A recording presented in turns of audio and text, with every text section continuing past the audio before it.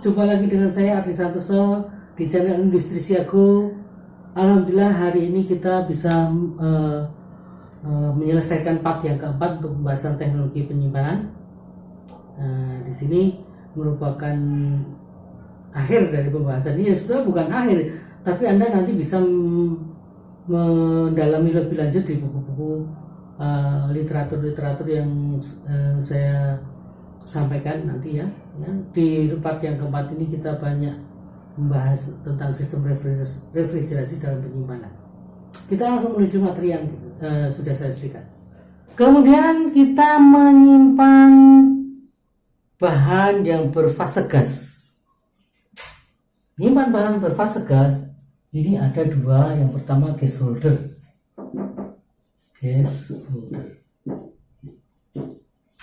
Ini penyimpanan gas yang bersifat fleksibel. Ini biasanya berupa seperti ini ya. Saya gambar sederhana mungkin. Ini jadi nanti di sini ada semacam, nah kayak ini. Iya gambarnya ya seperti ini lah. Nanti ada roll di sini. Nah ini ada roll. Ini di dalam sini berisi minyak ini ya, biasanya berisi minyak. Ini ada tutup tangki gas ini yang bersifat fleksibel, dia bisa naik, bisa turun, bisa naik, bisa turun ya. Nah nanti umpan gasnya dari bawah biasanya, kemudian pengeluarannya juga dari bawah biasanya. Ketika diisi maka nanti tekanannya konstan, tetapi volumenya naik. Ya, tekanan konstan tapi volumenya naik. Sehingga tutupnya akan naik. Ya. Nah, ketika tangki ini atau gas holder ini diisi gas, masuk, tutupnya naik pada kondisi tertentu, ditutup penyimpanan input bahannya, kemudian dipakai ini, kemudian ketika di gas itu dikeluarkan, nanti ini tutupnya turun. Nah ini gas holder. Saya nggak akan bahas lebih teknis lagi tentang gas holder ini. Yang terpenting ini dia gas ya, T-nya 30, P-nya bisa 1 atm ya. Ya naik ya, tidak lebih dari 2 atmosfer biasanya.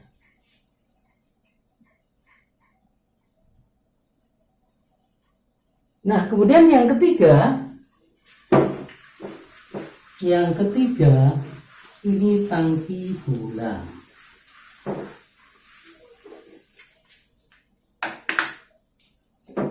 Tangki bola.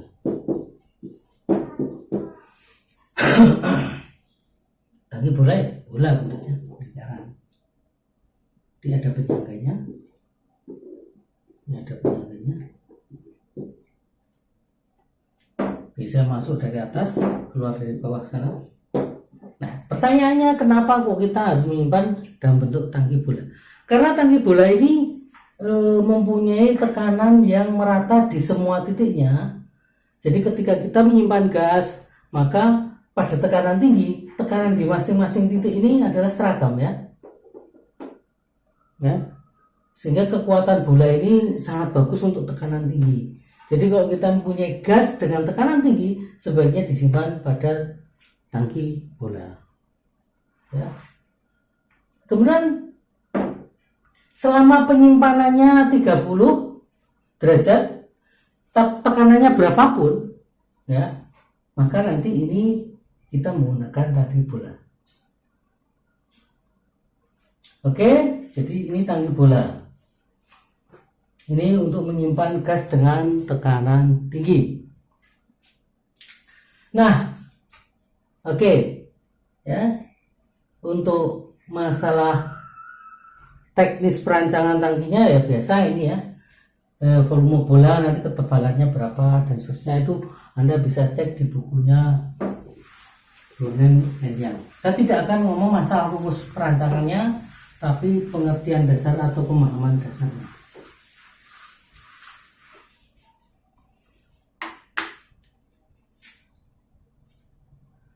Baiklah, kita mulai membahas tangki, dimana dengan sistem pendinginan di bawah suhu 30 derajat Celcius. Bagaimana kita cara mendinginkannya? Pendinginan dengan pendinginan dalam tangki ini ada dua sistem, yaitu pendinginan eksternal dengan menggunakan proses pendinginan dari luar, kemudian ada juga dengan menggunakan sistem pendinginan auto refrigerasi, ya. Apa itu auto refrigerasi? Kita lihat di pembahasan berikut ini. Jadi kita mempunyai tangki penyimpanan pada 1 atmosfer, ya, pada 1 atmosfer. Ini 1 atmosfer. Nah, disimpannya misalnya pada suhu minus 10 derajat Celcius, ya. Karena pada posisi lingkungan 30 derajat Celcius, ya, suhu lingkungan itu 30 derajat Celcius, maka nanti ada panas masuk ke dalam tangki, ya, masuk ke dalam tangki. Sedemikian, karena di sini ada selisih suhu, maka terjadi transfer panas masuk ke dalam tangki, maka proses atau kejadian di dalam tangki, sebagian bahan ini yang ada di dalam tangki ini akan menguap. Nah, uapnya ini kemudian kita tekan menggunakan kompresor. Ya, ini ada kompresor. Kemudian ketika ditekan, ini suhunya akan naik. Kemudian kita dinginkan dengan menggunakan kondenser dengan pendingin air. Kemudian diekspansikan, ya. Ini ketika didinginkan dan diembunkan, kemudian diekspansikan. Ini jadi ini kompresor saya kasih simbol C. Kemudian di sini ada kondenser pengembun. Kemudian ini ada expansion valve. Kemudian nanti di sini ada separator. Nah, kemudian fase uap yang keluar dari tangki ini dikembalikan lagi ke dalam tangki dalam bentuk fase cair.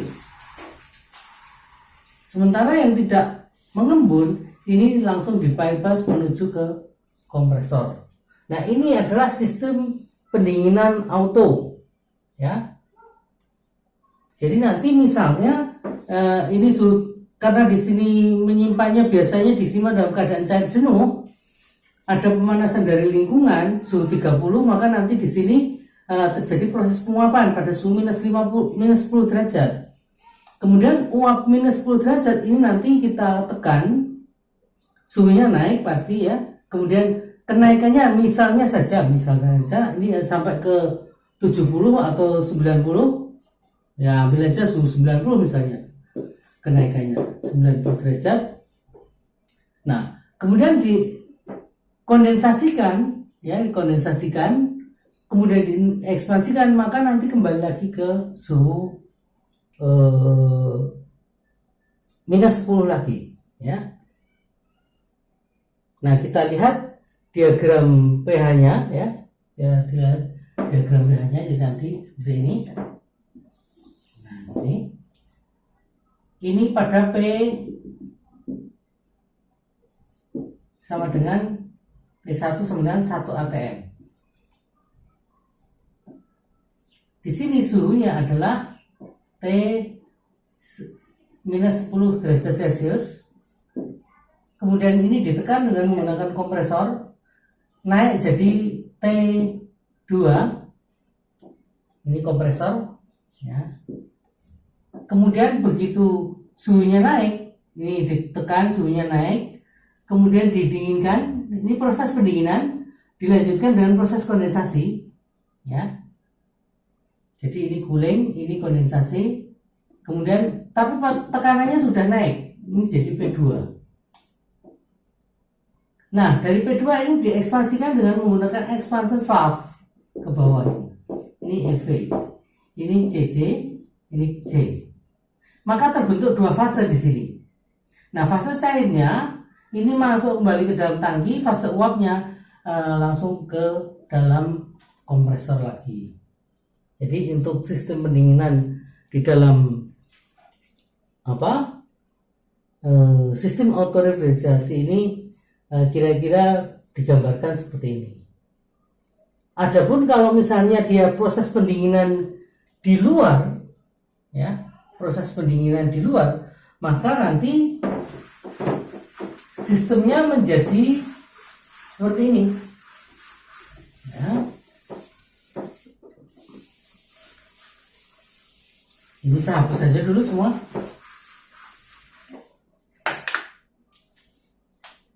Kita mempunyai refrigeran tertentu. Refrigeran ini berfase cair, ya, masuk ke dalam tangki. Ini tangkinya saya gambar, masuk ke dalam tangki. Nah, nanti seperti ini, keluar ke sana. Ini sudah berfase uap. Uap ini selanjutnya masuk ke kompresor, kemudian dihubungkan dalam kondenser, kemudian diekspansikan, expansion valve. Ini kondensernya, ini kompresor. Nah, ini ya. Kemudian fase cairnya ini kita masukkan lagi ke sana, sementara fase uapnya di bypass menuju ke kompresor. Jadi ini sistem pendinginan di luar. Dengan pendinginan yang berbeda, artinya bahan yang disimpan di dalam tangki ini berbeda dengan bahan yang beredar dalam sistem refrigerasi ini, ya. Inilah yang disebut sebagai pendinginan atau sistem refrigerasi di luar sistem, ya. Artinya bahan yang kita dinginkan ini dengan digunakan media pendingin refrigeran yang berbeda dengan bahan yang ada di dalam sistem refrigerasi. Lain halnya dengan yang sistem autorefrigerasi, refrigeran yang kita pakai ini adalah bahan yang ada di dalam tangki itu sendiri, ya. Saya kira itu untuk pembahasan masalah tangki, ya.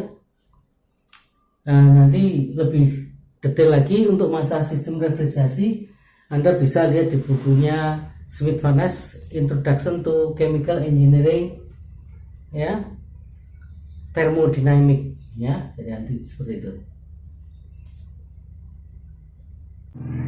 Nah, demikian part yang terakhir ini, part yang keempat untuk teknologi penyimpanan. Jadi silakan sahabat engineer mengambil manfaat yang sebesar-besarnya dari informasi ini. Mudah-mudahan informasi ini bermanfaat, ya. Dan juga saya berpesan jangan lupa subscribe, like, and share video ini sehingga video ini berkembang. Karena subscribe itu gratis, ya. Anda tidak diminta apa. Kemudian juga saya berdoa kepada sahabat engineer semoga selalu diberi kesehatan, keberkahan, dan perlindungan Allah Subhanahu wa Ta'ala, dan juga selalu berkelimpahan rezeki. Sekian dari saya. Assalamualaikum warahmatullahi wabarakatuh.